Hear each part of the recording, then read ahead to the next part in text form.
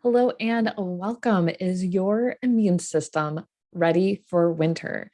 This month in my private Facebook community, our theme is Brace Yourself, Winter is Coming, because we all need to start preparing now for the next few months. So make sure to join us. The link will be in the comments here below. I'm going to be going live a few times a week. I have a ton of information for you on wellness and health and recipes and planning for parties and talking about food and all of the winter things that you need to know about so you can be ready and prepared. So, as we go into fall, I feel like the kids are coming home from school. They have new friends, they have new germs. A lot of us are going back into the office, or I should say, a lot of my patients are going back into the office. And you might feel like you're getting sick all of the time. And of course, the big worry is this allergies? Is it a cold? Is it the big pandemic cold that we're worried about?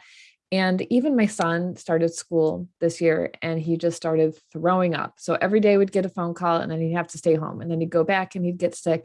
And I really felt like it was his body just readjusting to being around people all the time. And we did have to do a lot of testing and get him set up. But once we got his immune system back on track, he's at school, he's not coming home, he's feeling a lot better. So it takes some work, but we can be ready.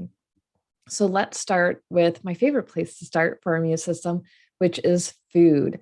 My favorite foods for the winter are gut focused because it's for the immune system. And we want to protect that first line of defense, which is the lining of our gut, the secretory IgA, and how our immune system interacts with what we bring in.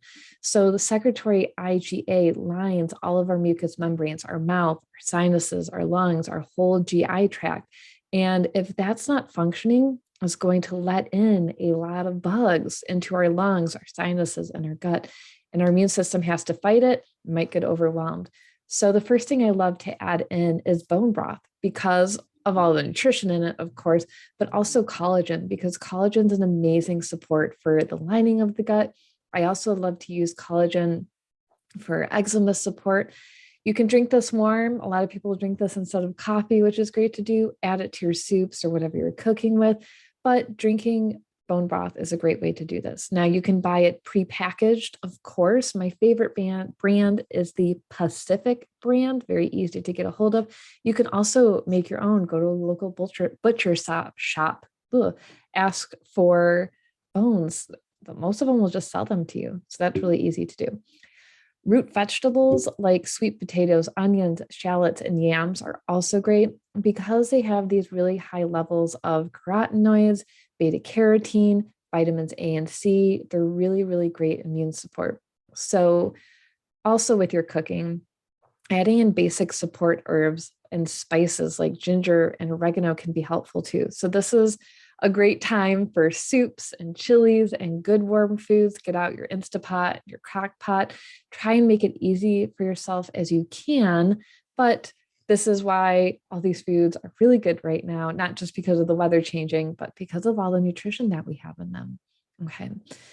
And as we go into my second category, which is supplements, you can't out supplement a bad diet. So if you're eating a ton of junk food, if you aren't eating your vegetables and your meat and you're waking up and just having shakes and processed foods, your immune system's going to be trashed and you can't just take supplements to make that better. Food is really where all of this starts. So for supplements, leading into that, the next place I always like to start off with is a probiotic for immune health because they help reduce inflammation. It supports the gut lining. It supports immunoglobulin cells, supports the secretory IgA.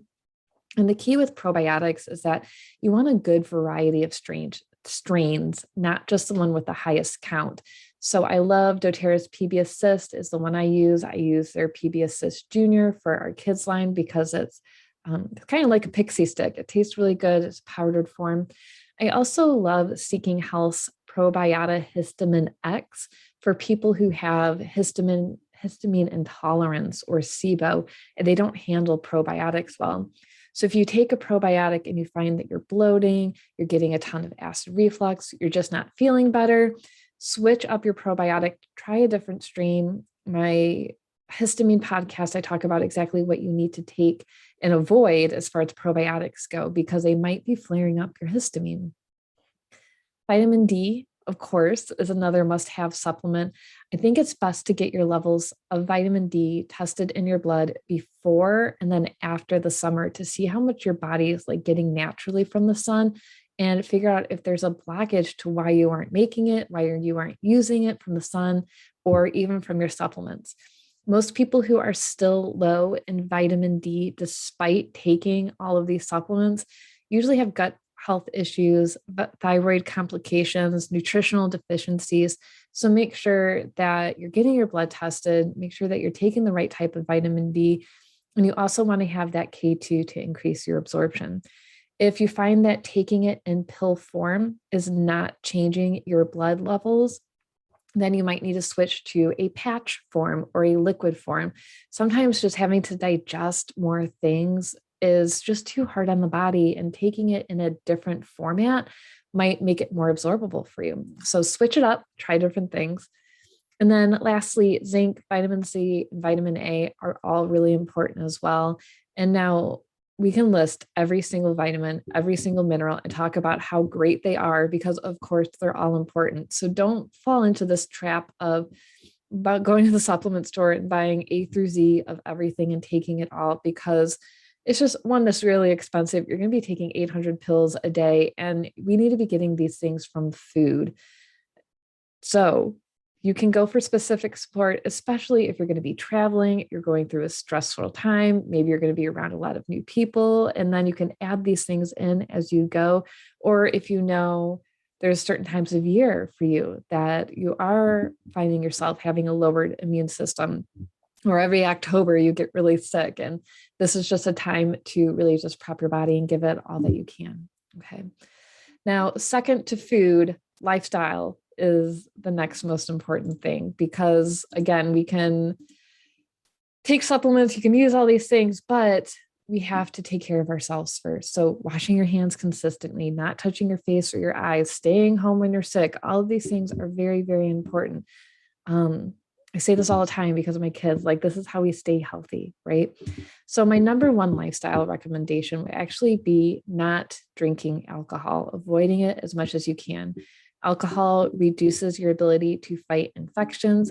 It reduces your immune system. It destroys your gut lining and the bacteria. So you might be taking probiotics, but then you're drinking at night or during the day, and your gut health's not going anywhere. You might be saying, Alison, these supplements aren't working, when the reality is you're destroying the lining with alcohol. So I would say, if you can, stick to drinking only at special events if you have to, since holiday parties are coming up. Don't drink every single day. And if you do need help reducing your intake, totally normal. That's okay. Find professional help with a therapist. They can help you manage stress without the negative risks of drinking, drugs, overeating, all of these negative coping mechanisms that we have. We can start to learn to manage stress, especially with family time coming up in the holidays. This is a really great time to get help, set boundaries, and find new ways of coping with stress. All right, that's a big conversation. We're actually going to have at the end of October a big podcast on alcohol, managing it, why we shouldn't drink it, and just different strategies around it. So stay tuned for that one. And then my next priority is sleep, because research shows those who get less than 6 hours of sleep have a reduced ability to fight infections. So practicing good nighttime rituals like turning off the TV, turning off your phone, getting off of social media, put your phone in the bathroom or somewhere else in the house while it's charging at night so you're not distracted or tempted to get on it instead of going to sleep. Keeping your room dark and cool, all of these things. Start creating a really good nighttime ritual for yourself, especially as the days are getting shorter and we're keeping the lights on more. It does seem to be more troublesome in the wintertime. So use low level lamps if you can instead of overhead lights, because that overhead triggers our brain to think that it's daytime, whereas table side lamps, salt lamps would be better lighting for your brain to help you go to sleep. And then The last thing with lifestyle is there's so many good things to do. My last one would be exercise, because exercise improves your brain health and sleep. It helps your heart health. It boosts your immune system, all of those good things. The key is you need a minimum of 20 minutes every day of focused exercise, meaning it's all at one time. It's not 5 minutes here and 5 minutes there. You do 20 minutes in a row, you get your heart rate up. And the key is really to find what works for you. It could be walking, running, weightlifting, Zumba, a DVD, something free on YouTube. I don't care. But find what works for your body that makes you feel energized, you don't crash afterwards, and keeps your heart rate up for a little bit. My last section here is essential oils, because I love using essential oils for my daily support for my immune system, but also my whole health. Oils are so versatile that one oil can do so many things for your body in multiple ways. Like my go-to every day is copaiba. It is amazing for immune support, but it's also great for brain health, stress, anxiety, sleep, muscle pain, so much more. There's so much research out there on this one oil. I use 2 drops a day under my tongue. I rub some on my feet at night. I love to do it, put oil in the diffuser. And then I do the same with frankincense. So those are my top 2 specific oils for immune support. And then, of course, we have the protective blend, the On Guard blend line that covers all that you need. I do like to diffuse the oil during the day, especially when the kids come home, because it helps focus, concentrate, immune system, helps with homework time, of course, immune system after they get home.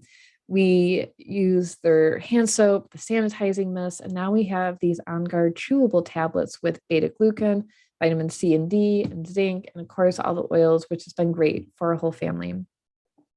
The other oils we use for our whole family is actually the Aroma Touch Technique Kit. It has 8 oils in the kit, and we just apply 1 to 2 drops on the back, dilute it with fractionated coconut oil.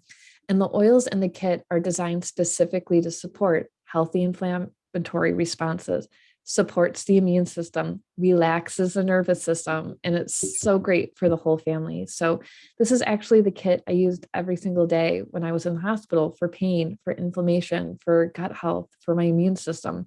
And so I love this kit. So once a week for the whole family, we get it done and we go. We don't have to think about it anymore.